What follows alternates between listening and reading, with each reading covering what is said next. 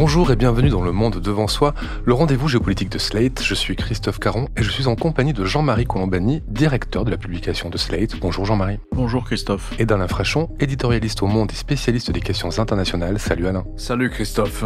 C'est un scénario sanglant, digne d'une série télé. Mardi 17 septembre, à 15h30 au Liban, les explosions simultanées des beepers de plusieurs centaines de personnes ont fait 12 morts et près de 3000 blessés. Le lendemain, une deuxième série d'explosions a tué environ 20 personnes et en ont blessé près de 450. Cible de ces attaques, les membres du Hezbollah, ce mouvement chiite libanais soutenu par l'Iran. Quant aux auteurs de l'attaque, tous les regards se tournent vers Israël qui n'a pour l'instant pas commenté l'opération. Une attaque surprise qui intervient dans le cadre d'une guerre d'usure entre Tel Aviv et le Hezbollah depuis qu'il a commencé à lancer des roquettes sur le nord de l'État hébreu en octobre 2023 en soutien au Hamas. Une attaque surprise qui pose de nombreuses questions. Pourquoi maintenant ? Est-ce un simple avertissement ou le prélude à une attaque de plus grande ampleur dans le sud du Liban ? Comment Israël a procédé et quelles seront les conséquences sur les relations entre Tel Aviv et Téhéran ? Mais pour commencer, Alain et Jean-Marie, le ministre de la Défense israélien, Yoav Gallant, a déclaré que cette attaque constituait une nouvelle phase de la guerre, dont le centre de gravité se déplaçait désormais au nord, et jeudi 19 septembre, Israël a effectué des bombardements massifs, les plus importants depuis octobre dernier, dans la vallée de la Beka, au sud du pays. Est-ce qu'Alain, on entre dans une nouvelle phase de la guerre ? C'est possible, la guerre, elle se traduit par des bombardements quotidiens, on l'oublie un peu, depuis plus de 10 mois maintenant, bombardements qui ont fait du côté du Hezbollah, parce que ce sont essentiellement des miliciens du Hezbollah qui ont été tués, des centaines de miliciens du Hezbollah ont été tués. Côté israélien, au moins 40 à 50 morts de l'autre côté de la frontière, mais de part et d'autre, les populations sont parties. Donc 100 000 Libanais ont quitté le sud du Liban et à peu près 60 à 80 000 Israéliens ont quitté le nord d'Israël. Donc voilà, la guerre, elle est déjà là. On peut s'interroger si on entre dans une autre phase. Alors c'est possible. Elle se traduirait comment ? Eh bien, comme ce type d'attentat qu'on a vu, puisque c'est particulièrement spectaculaire, parce que les gens dans les beepers ou les talkie-walkie ont explosé, mais surtout les gens dont les beepers ont explosé, ont été saisis dans l'après-midi. Donc si c'était des miliciens, ils n'étaient pas à l'entraînement, mais plutôt au travail, ou chez eux, ou au café, ou ailleurs. Il y a pas mal de blessés aussi dans la population civile, et des blessures assez graves, notamment aux yeux. Les talkie-walkie, on peut plutôt penser, qui ont explosé le lendemain, visiblement c'est le même mode opératoire ou à peu près, on peut plutôt penser que là c'était véritablement et exclusivement des miliciens ou des militaires du Hezbollah. Alors comme le disent eux-mêmes les Israéliens, il n'y a pas de raison de ne pas les croire, le centre de gravité de la guerre se déplace vers le nord. Il y a moins de troupes israéliennes dans le sud, à Gaza, même si les bombardements continuent, il y en a moins. Et le centre de gravité se déplace vers le nord. Pourquoi ? Qu'est-ce que veulent obtenir les Israéliens ? Eh bien, ils veulent obtenir que le Hezbollah arrête de bombarder le nord d'Israël. Ou à tout le moins, que ces bombardements quotidiens leur coûtent de plus en plus cher. Et va conduire à des opérations de ce type, de plus en plus humiliantes et qui ressemblent de plus en plus à une provocation, et donc faire que, comme le dit le commandant en chef, le général Gordin, l'Israélien qui commande la région nord, notre mission est claire, nous sommes déterminés à changer la réalité de la situation sécuritaire au nord, aussi vite que possible. Autrement dit, on va répliquer de plus en plus durement au bombardement du Hezbollah. Côté Hezbollah, vous l'avez dit, ils sont prisonniers de leur soutien déclaré au Hamas. Dès le 7 octobre, au lendemain du 7 octobre, le Hezbollah a déclaré son soutien au Hamas et commencé à tirer des roquettes sur Israël. Et comme l'a dit le chef du Hezbollah hier ou avant-hier, quand il a parlé, Nasrallah, il a dit, dès l'instant que la guerre s'arrête à Hamas, nous arrêterons de bombarder Israël. Mais tant que la guerre continue, nous continuerons à bombarder. Les Israéliens veulent changer les règles et dire, OK, vous allez peut-être continuer à bombarder, mais ça va vous coûter de plus en plus cher. Parce que le Hezbollah n'a pas les forces suffisantes, la puissance suffisante pour contrer une attaque de grande ampleur de la part d'Israël. Le Hezbollah a des forces qu'il n'utilise pas parce que ce n'est pas lui qui en décide. Le Hezbollah a des missiles à courte et moyenne portée qui peuvent toucher par dizaines toutes les villes israéliennes, y compris les plus au sud d'Israël. Mais assurément, la grande ville de Haïfa, qui n'est pas loin, la ville de Tel Aviv, la ville de Jérusalem et d'autres villes. sauf qu'ils ne les utilisent pas. Ça fait partie du système de défense iranien. Et derrière la rhétorique du Hezbollah de solidarité avec les Palestiniens et avec le Hamas, il y a la véritable fonction stratégique du Hezbollah. Ce n'est pas la solidarité avec les Palestiniens, c'est un arsenal de fusées qui est censé dissuader Israël d'aller bombarder les installations nucléaires iraniennes. Si vous menez des raids de bombardement sur nos installations nucléaires, nous, à partir du Nord Liban, nous allons bombarder vos villes. Et pour le moment, c'est une sorte de dissuasion qui fonctionne ou qui a fonctionné à peu près. Sauf que quand on se bombarde avec des roquettes et de l'artillerie tous les jours, il peut y avoir aussi un moment où on est débordé et on n'arrive plus à contenir la situation. Pour revenir à l'opération Beeper, on s'interroge beaucoup sur le pourquoi du moment et sur les arrière-plans qu'il peut y avoir, quelle est la visée stratégique qu'il peut y avoir derrière. Alors qu'en fait, il me semble assez simple de considérer que les services israéliens, puisque ce sont eux qui sont quand même dans cette opération, manifestement, opération qui restera dans les annales, parce que c'est vraiment, du point de vue des militaires du Mossad, c'est exemplaire d'une certaine façon. L'idée, c'est qu'il fallait absolument restaurer le crédit des armes israéliennes, c'est-à-dire leur côté dissuasif qui avait été emporté par la journée du 7 octobre, où là, c'était une défaite inédite et désastreuse pour Israël de ne pas avoir su prévenir ou stopper l'opération du Hamas le 7 octobre. Et donc, il fallait montrer à un moment ou à un autre que Israël a de la ressource et que peut encore faire peur à ses ennemis, et je pense que c'était ça le but de l'opération.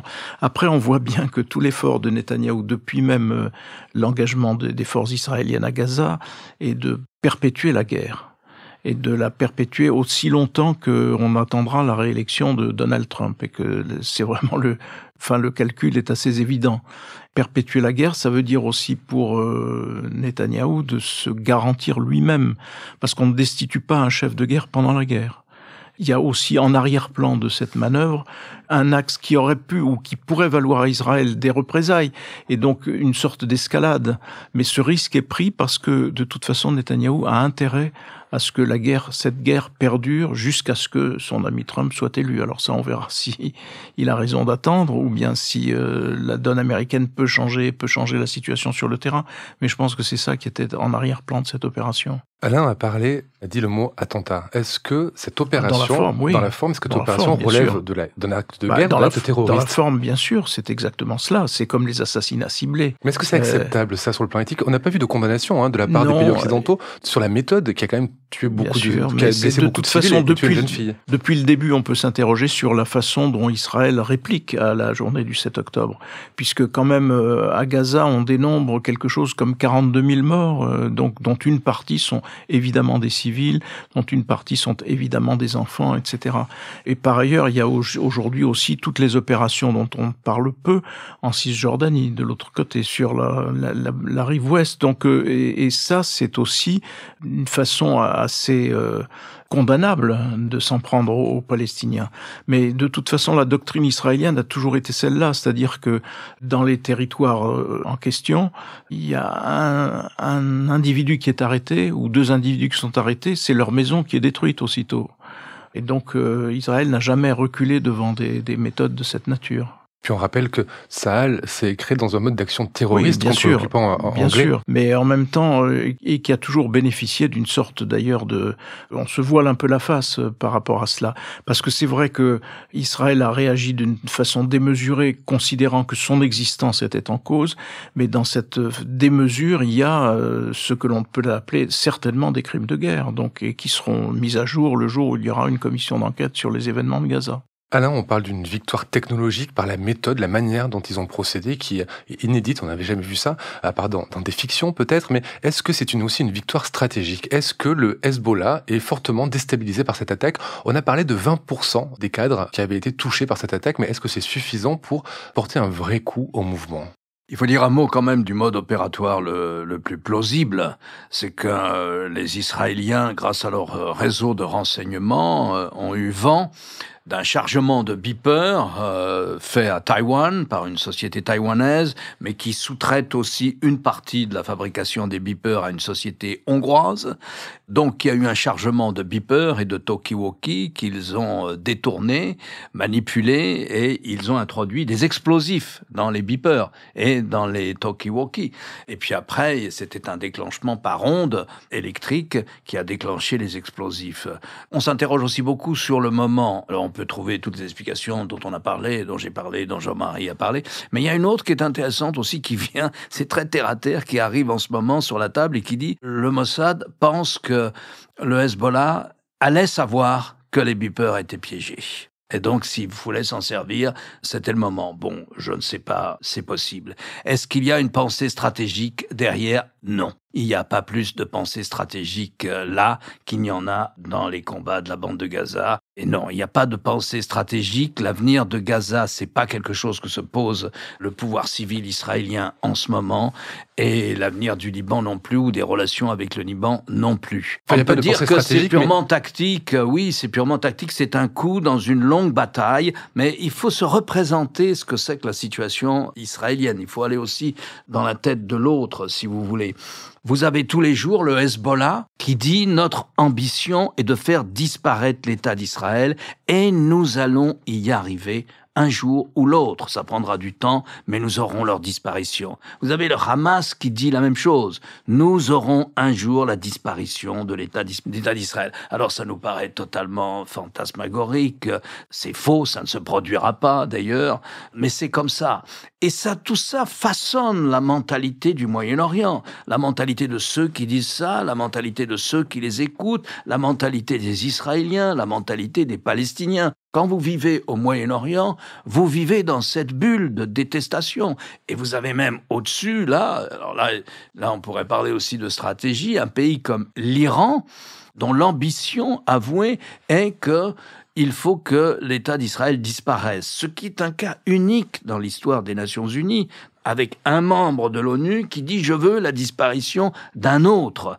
Et si vous voulez, c'est à l'aune de cette atmosphère qu'il faut apprécier tous les jugements qu'on porte à juste titre sur les moyens utilisés par les uns et par les autres. C'est comme ça que ça se passe là-bas. Je vois pas de dessin stratégique particulier. Personne ne sait à l'intérieur du gouvernement israélien aujourd'hui qui va gouverner la bande de Gaza demain, comment ça va se passer, comment ils vont vivre à côté de 2 millions de personnes qui viennent de subir quelque chose de quasiment historique, 1 an de bombardements quotidiens ou presque, et personne ne sait comment vont vivre les gens du nord d'Israël à côté du Liban tant que le Hezbollah sera là. Pas d'ambition stratégique, mais des risques stratégiques, puisque le Hezbollah est contrôlé par l'Iran, puisque l'ambassadeur d'Iran au Liban a été touché. Alors, c'est peut-être anecdotique, mais ça compte quand même.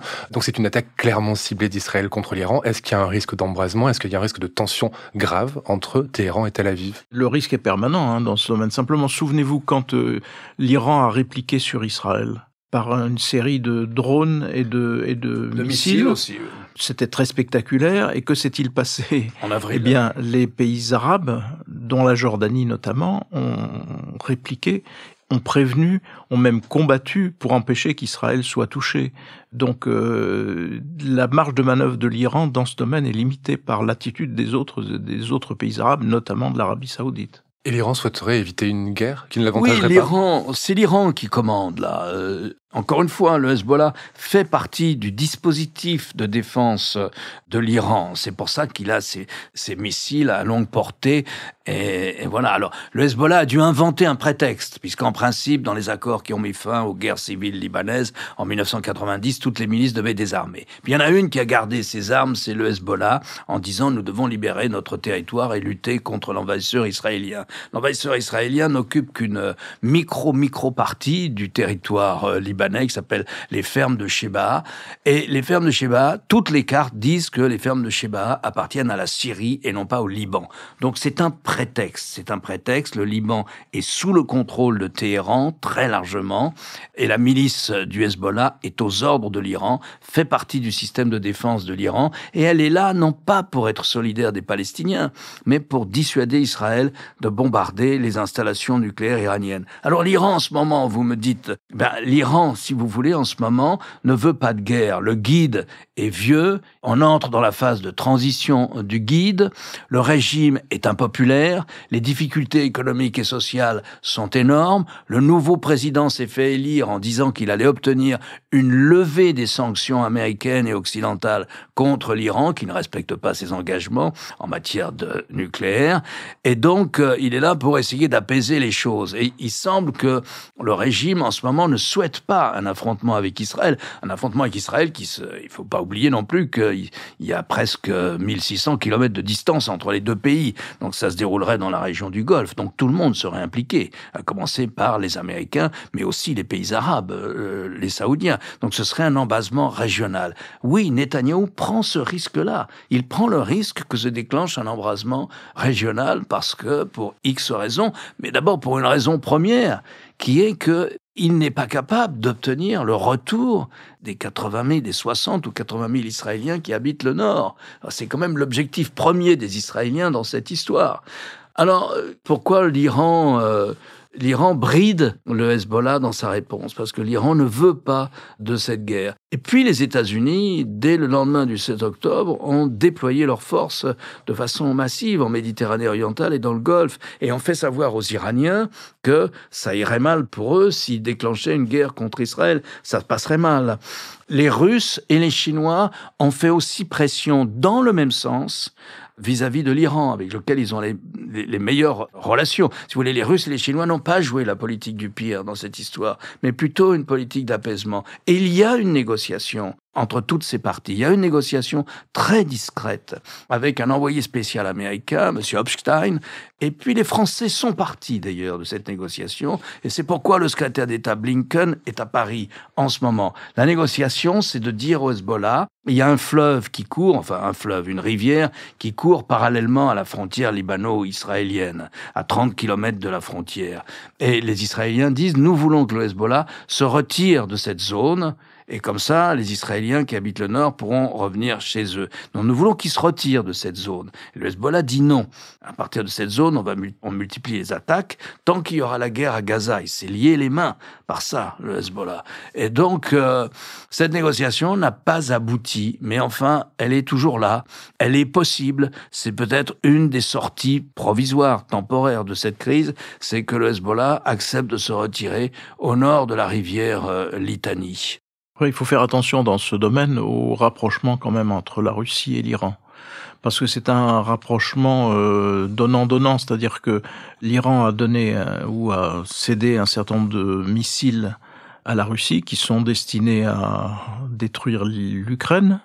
Et en échange, l'Iran attend de la Russie une aide technologique pour avancer dans sa construction d'une bombe nucléaire. Donc c'est ça aussi qui est en jeu pour l'Iran. Et ça, c'est, je pense, un des points les plus importants qui se déroulent en ce moment.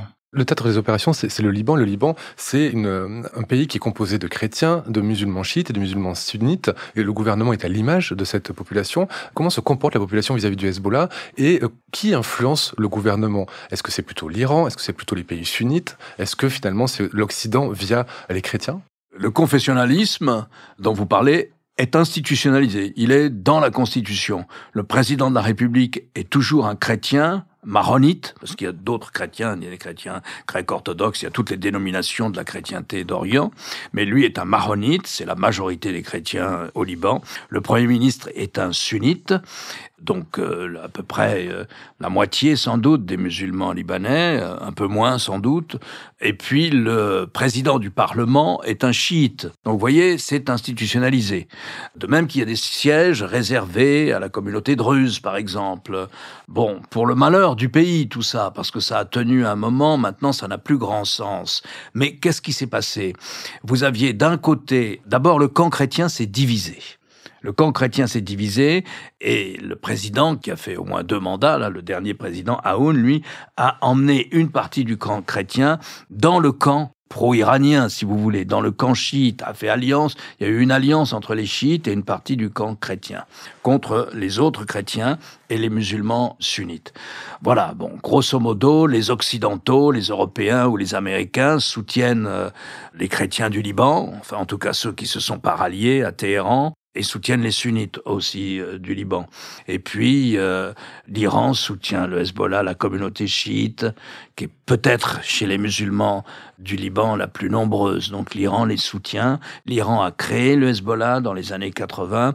Le Hezbollah est une structure à la fois militaire, mais aussi économique et sociale, sanitaire, exerçant un tas de fonctions que l'État libanais n'exerce pas, dans une communauté qui a toujours été martyrisée, marginalisée sur le plan économique et social au Liban, et qui prend aujourd'hui sa revanche. Et donc vous pouvez dire que par Hezbollah interposé, Téhéran a un droit de veto et gouverne en partie sur tout ce qui se passe au Liban.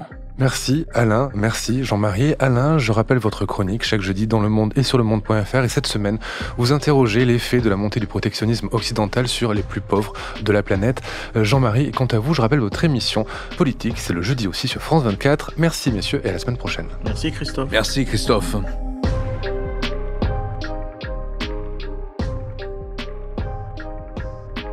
Le Monde devant soi est un podcast produit par Slate Podcast avec Jean-Marie Colombani et Alain Frachon.